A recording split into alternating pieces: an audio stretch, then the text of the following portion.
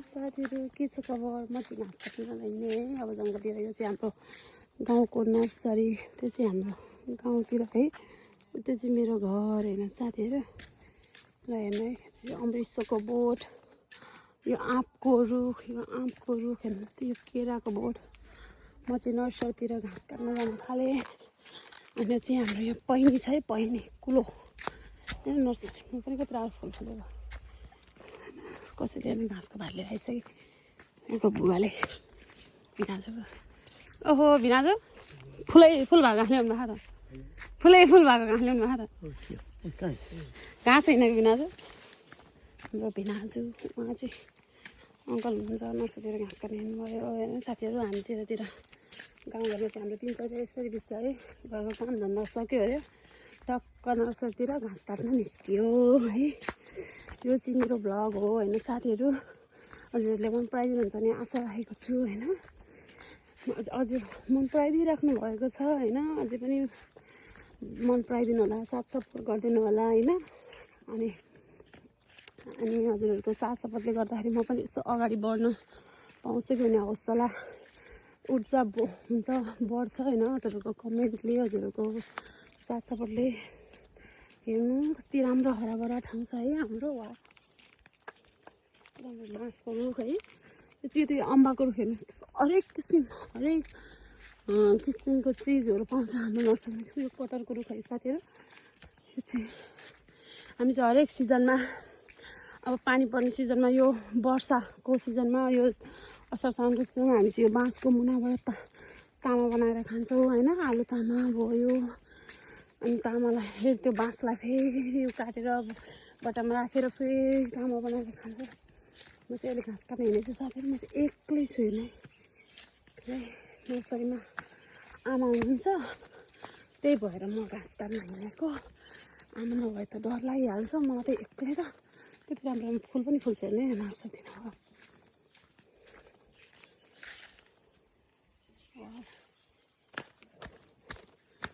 म चाहिँ डरपोक मान्छेको के डराइ होइन। कति राम्रो फुल फुलेको हुन्छ नर्सरीमा। ढकमक्क फुल फुल्यो वनभरि, स्वराउँदैन। तिम्रो माया छ मेरो मनभरि। कति टाढा छ हेर्नु साथीहरू मेरो नर्सरी, कति टाढा छ। पाखा पखेर हामी त गाउँले मान्छे, पाखा पखेर हिँडेरै जिन्दगी गयो हेर्नु। त्यो दाउराहरू मान्छेले त्यो रुख हुन्छ। हामीले चाहिँ यतातिर मान्छेहरू सबैजना मेहनती छन् कि। म हजुरहरूलाई मेरो नर्सरी पुगेर पनि देखाउँछु ल। हस् कति राम्रो फुल फुलेको हेर्नु। यसको चाहिँ अचार पनि खान्छन् है मान्छेले। यसलाई बोइल गरेर यसको अचार पनि खान्छन्। यो चाहिँ अमृत हो होइन। यसको चाहिँ हामीले घर बढार्ने कामको लागि प्रयोग गर्छौँ। यो चाहिँ घाँस हो, टाँकी घाँस हुन्छ। यसको फुलको अचार पनि कस्तो मिठो हुन्छ है। अनि साथीहरू हाम्रो वन हरियो वन नेपालको धन भनेको यही हो।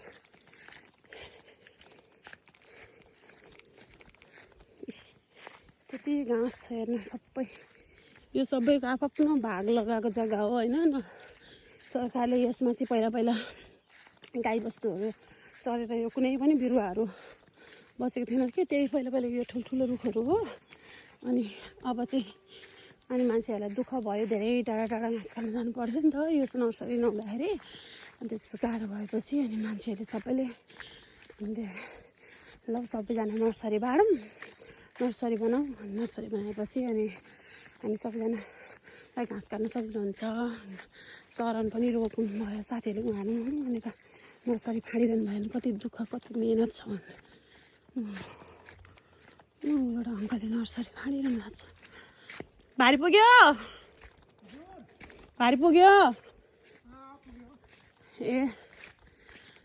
केराको रुख हेर्नु नर्सरीमा हरेक चिज, हरेक फल पाइन्छ। फुलहरू कति राम्रो खानुहुन्छ। म चाहिँ यताबाट जान्छ कि यो सर्टकट छ। यो चाहिँ यतापट्टि बाटो छ। त्यो बाटोमा निस्किनुपर्छ त्यताबाट है। मलाई चाहिँ डर लाग्छ कि अनि म चाहिँ यताबाट हिँड्छु। सर्टकट बाटो हो कि चाँडो पुगिन्छ कि।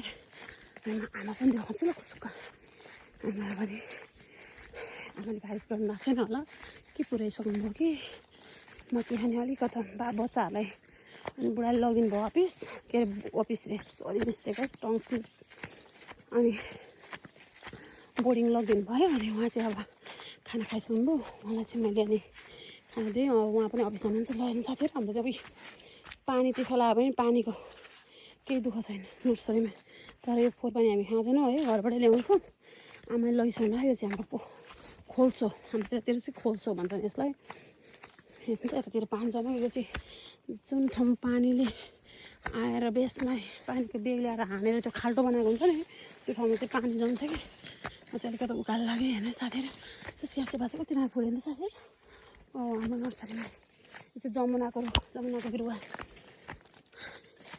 यसलाई कडी पत्ता भन्छ होइन इन्डियातिर यसलाई कडी पत्ता भन्छ हाम्रोतिर यसलाई जमुना हामी चाहिँ सानोमा जमुना भन्थ्यो खै के जमुना हो अनि उयो सजियन यो सजियन चाहिँ एकदम सबै किसिमको रोगको लागि औषधि हो यो चाहिँ बनमारा हेर्ने साथीहरू हामी चाहिँ नर्सरीमा घाँस काट्दाखेरि हात काट्यो अरे भने यो बनमाराको युज गर्छौँ है नर्सरीमा अनि बुढा अफिस जानुहुन्छ अनि मैले फुच्चाएर पुऱ्याउनु जानुभयो अनि म चाहिँ घाँस काट्ने अलिकति पनि घाँस ल्याउँछु भनेर हाम्रो दिदी चाहिँ उहाँ घाँस काट्दै हुनुहुन्छ हाम्रो दिदी चाहिँ उहाँ घाँस काट्दै हुनुहुन्छ हेर्नु है भिडियो बनाएको भाइ पुग्यो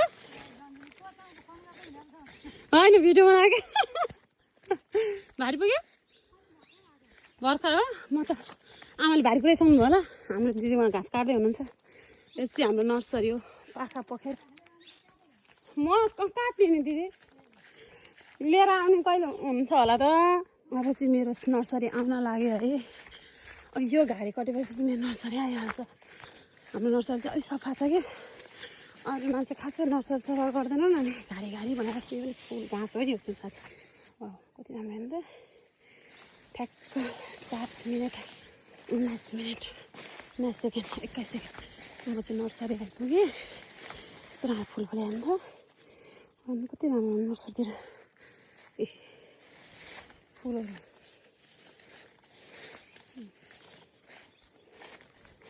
आमा कता हुनुहुन्छ आमालाई बनाउँछु म आमा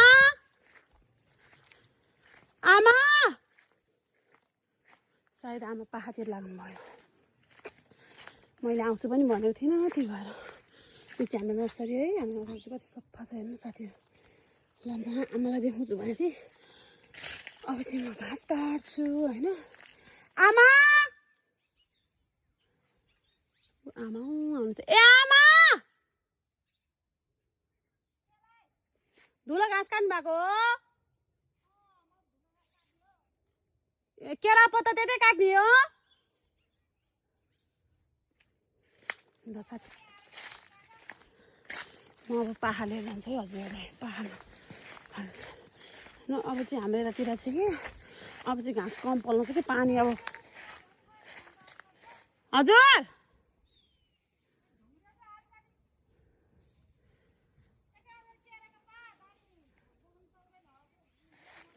ओ यहाँको म त्यहाँबाट केरा पत्ता ल्याउँछ नि यहाँ ढुङ्ग्रे काट्छु यो चाहिँ बर्डरको बिरुवा है यसै भोलिपछि ठुलो भएपछि यो चाहिँ फल्छ होइन यसलाई नकाटिकन राख्यो भने चाहिँ यो चाहिँ फल्छ क्या फलेपछि अनि कस्तो मिठो छ अन्त गुलियो चाहिँ पाकेपछि गुलियो हुन्छ अनि यो चाहिँ के हो यो नभए तिल्के भन्छ त्यसलाई तिल्के भन्छ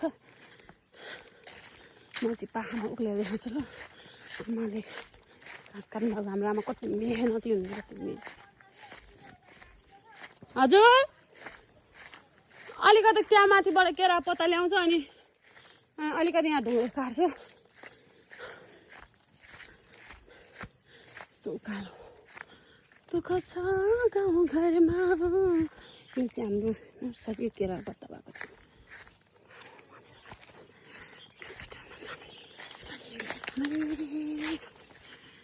कति मुठा भयो भाइपुङ लाग्यो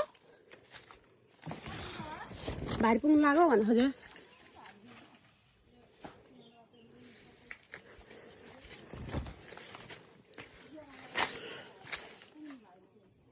हजुर